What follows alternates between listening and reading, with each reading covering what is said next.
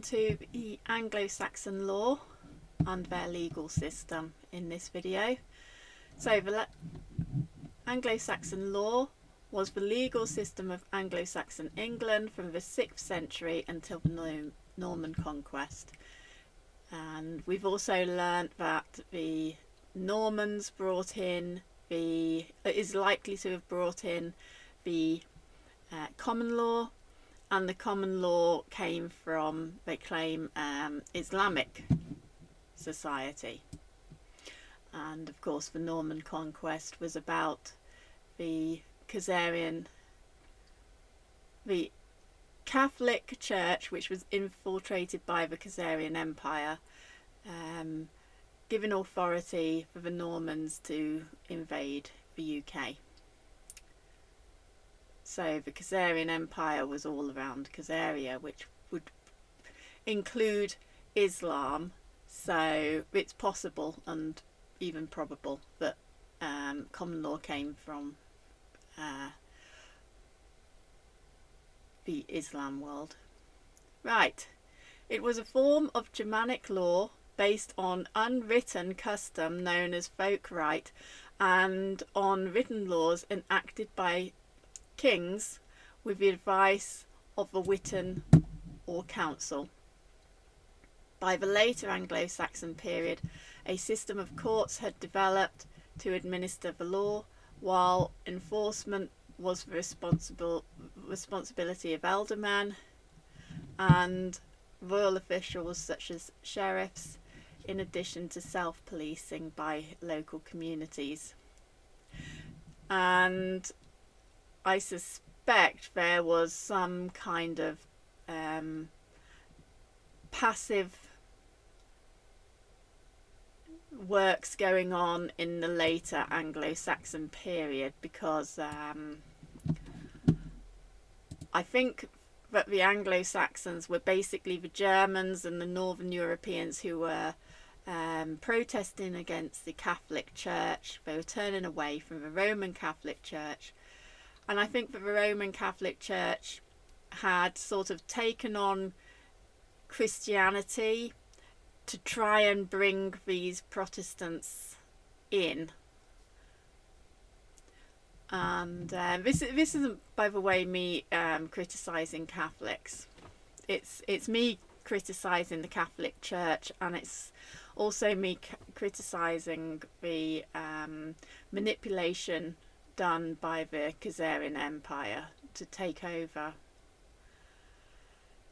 And that would have been the Pharisees, I believe, at that time anyway.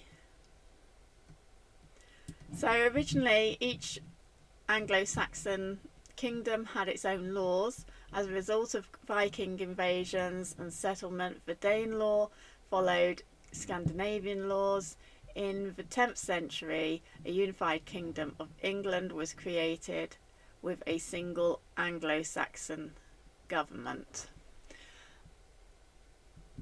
However, different regions continued to follow their customary legal systems. The last Anglo-Saxon law codes were enacted in the early 11th century during the reign of Knut the Great. Knut. Before Christianization, and I believe paganism did not stem from the belief system necessarily of the people. I suspect that there was paganism running alongside Christianity at that time, and I think that because the Roman Empire was imposing itself on the UK, or England and Wales and the Celt nations, I think that just as you get today, I think you can see a lot of what had happened back then in how society is today. So there's a tolerance for various religions coming into the UK right now, but that doesn't mean that they are all pagans. I think a lot of people will turn to that whole idea of paganism and worshipping and you know, tolerance of various different gods. And I think that that was going on in the multicultural Roman Empire as well. And of course, the Roman Empire was bringing over people from Africa and Asia, and we're getting the same again. So it goes round in cycles. We're, having all these gods worshipped in our nation at the moment, and there's a tolerance for it. And I think that will change eventually. But here we go, distracted. The native inhabitants of England were Celtic Britons. The unwritten Celtic law, and we'll have a look at that, was learned and preserved by the Druids, who, in addition to their religious role, also acted as judges. After the Roman conquest of Britain in the 1st century, Roman law was operative, at least concerning Roman citizens. Right, okay, so that's interesting that it reads like that, at least concerning Roman citizens, because I suppose in many ways we've got this two-tier system where you've got this equality, diversity and inclusion legal system going on right now, and that could be applied in the same sort of sense. Oh yeah, that applies to the Roman, the non-native citizens, and Roman citizens were clearly not the native citizens. But the Roman legal system disappeared after the Romans left the island in the 5th century. Okay, so I'll have a look into Celtic laws as well. In the 5th and 6th centuries, the Anglo-Saxons migrated from Germany, as Protestants I suspect, and established several Anglo-Saxon kingdoms. These had their own legal traditions based in Germanic law that owed little, if anything, to Celtic or Roman influence. So we'll have a look at Germanic law. Anglo-Saxon law largely derived from unwritten customs termed folk right. And I've mentioned this before, but I feel that the written coded laws, they start to become messy because then they were written at a time when we don't really appreciate what was going on in that period of time, but they're still imposed on us many centuries later. And then of course you have your experts in these areas who come out, they're drafted out and then explain to the plebs, oh, don't worry you stupid people, I'll explain it to you. And they can really, just manipulate the meaning and definition of anything at that point. So I think we do have to turn away from experts, and I do believe that we have to turn away from experts, the so-called experts, the goody experts in the alternative media as well. I think that they are going to become a problem later on. The older law of real property, of succession, of contracts and customary tariffs of fines were mainly regulated by folk right. Well, I think that's right, Customary law differed between local cultures. Yeah, okay. There were different folk rights of West, East Saxons, East Angles, the Kentish, the Mercians, the Northumbrians, Danes, Welshmen. And these main folk right divisions remained even when tribal kingdoms disappeared and the people were concentrated in one kingdom. Right. I want to have a look at Germanic laws then. Germanic law is a scholarly term used to describe a series of commonalities between the various law codes, of the early Germanic peoples. Because if you think about Germanic law or German law today, it's all codified. So it's really, it's completely different to what the Saxons were about, because they were non-codified. So the whole fact that there was common law which was not codified, you know, they're claiming that it's an Islamic thing. No, it's a Germanic thing. It came from the Germanic peoples. These were compared with statements in Tacitus and Caesar, as well as with high and late medieval law codes from Germany and Scandinavia. Until the 1950s, these commonalities were held to be the result of a distinct Germanic legal culture. Scholarship since then has questioned this premise and argued that many Germanic features instead derive from provincial Roman law. Well, who knows? But I don't think that they would ever grant Saxons with any credit at this point. Although most scholars no longer hold that Germanic law was a distinct legal system, I think they were. Some still argue for the retention of the term and for the potential that some aspects of the leagues in particular derive from Germanic culture. Yeah, there's this refusal. I think what it is they cannot allow white people to have a culture. They have to sort of make it out that white people have never had this kind of culture and tradition within their systems and their environments and their societies. It's all because of the Romans, the multicultural Romans, and that's why we need to remember, you know, they're going to try and say that it was Roman led, which was multicultural, and that's why we need to go back to multiculturalism, even though multicultural Rome collapsed. Right, definition and controversy. I'm not interested in that. I can see where it's headed. Old consensus and criticism.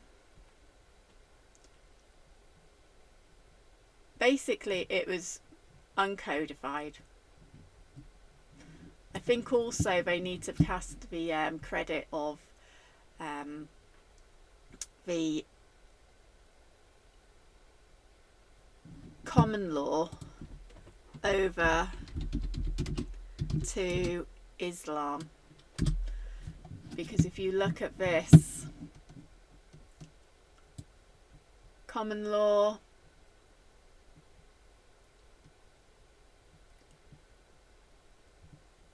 and they try, where was it?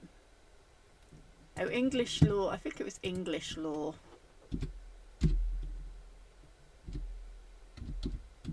Oh.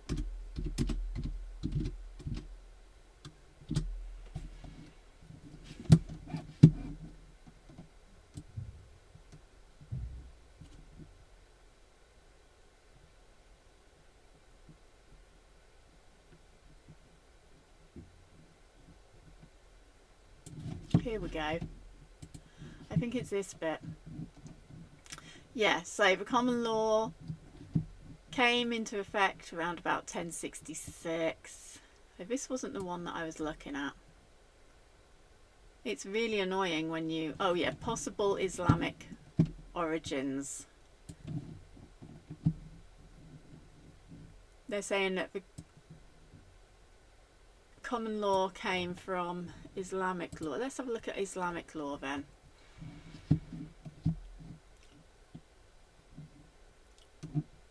Because common law is not codified. It comes from previous case law. But our law has not been codified, and I think that's important. I think that's a really important part of our ability to at least attempt to hold on to our liberty. based on scriptures of Islam. When were the scriptures brought in? Because if that was codified early, then yeah, about 632. So Islam came a lot later than Christianity, a lot later.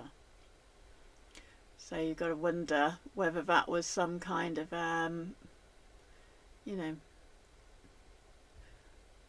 Mossad thing back then, with them being sort of so related and close to the Khazarian Empire,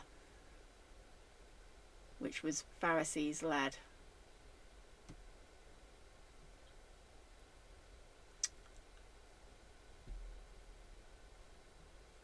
I'm not sure why they think the common law. There's not even a section in here about common law. Case law. That's ridiculous. Common law came from Germanic laws, but particularly Saxon laws.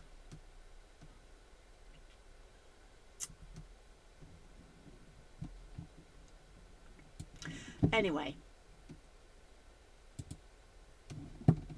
we're going to just briefly go back over the definition of policing by consent. I've done a video about it, but obviously the consent, I'm also going to be doing one about the philosophy of law, because the philosophy of law and law here is based upon you know, the idea that we need these rules and these particular rulers. And although there is a need for organisation and sort of certain elements of order, what we also know about this is that in the 17 and 1800s, they started going into industrialisation. So they started putting away people in the insane asylums. And once again, you see there's all this credit sent over in Wikipedia, made over to the Islamic world. And I'm not saying that, you know, Muslims are evil or anything like that. I'm just saying that there's no place for Muslim culture in our England and our Wales, you know, and Scotland. We'll do it our way. We don't need their you know, their influence. I'd like to see what we're capable of without all of these people bombarding us. I'm going to be doing something on, here we go, Herbert Lionel Adolphus Hart.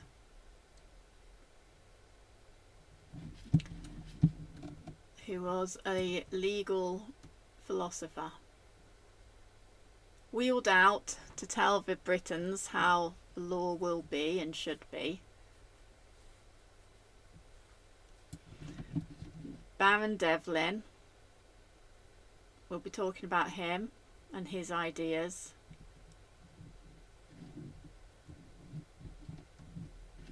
But just briefly, who was he? Son of Rose Sampson Hart and Simeon Hart of Harrogate. Moved from the East End of London. His father was a Jewish tailor of German and Polish origin. So they arrived here in the 1800s. His mother of Polish origin, so they would have been from the Khazarian Empire, the Slavs maybe, I don't know. Daughter of successful retailers in the clothing trade. Oh, there you go.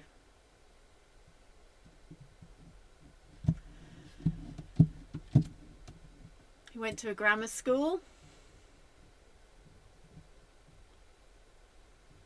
and they are high-ranking schools. He became a barrister and practiced successfully at the Chancery Bar.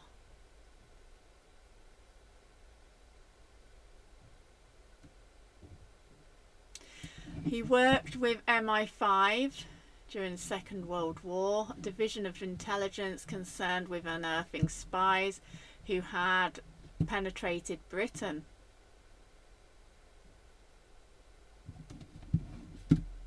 Interesting.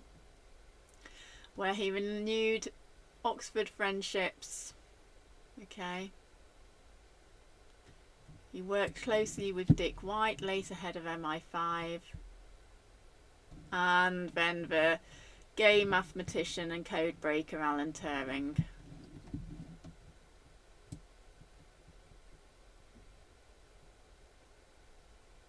So a lot of MI5 stuff going on there.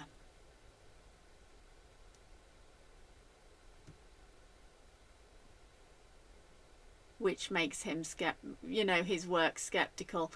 The reason why I bring him up is because he comes up a lot in the law degree.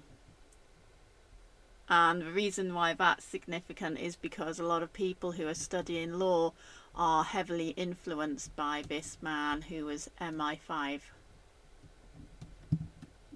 and Khazarian.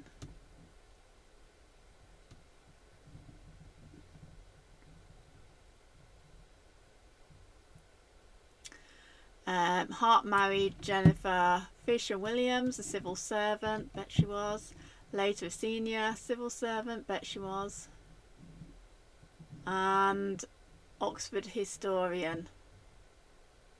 Yeah, I bet she was.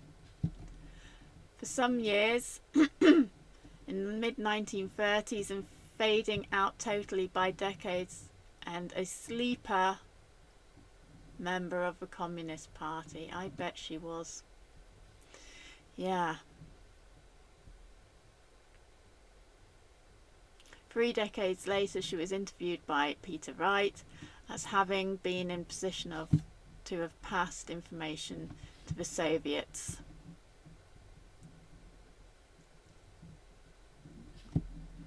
Yeah. Interesting, isn't it, all of this? Their links to the Khazarian Empire.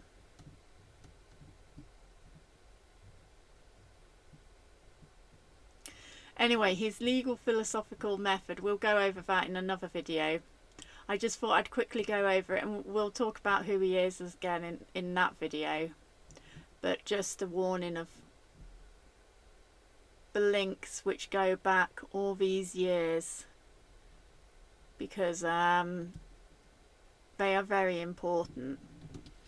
We need to know where all this influence in our society today is coming from, and be aware that they're trying to cast credit onto the pagan multicultural Roman society, when actually a lot of it comes from German Protestants who were basically protesting. I suspect they were protesting the Khazarian infiltration of the Catholic Church. I suspect they were, but they're all Christians, but they were protesting that influence going into the Catholic Church. And obviously that means that the Catholic Church and their religion has been altered in accordance to Khazarian paganization. So even the Catholics and the Protestants are all going to have to go back, and nationalists are going to have to refer back to their very, very earlier times when it all collapsed. Anyway, it's just a brief one, and we'll go over his arguments, his philosophy and his debates, and we will be questioning them since they are MI5 propaganda and being taught fully into our legal system. Okay, I'll leave it there. Thanks. Bye.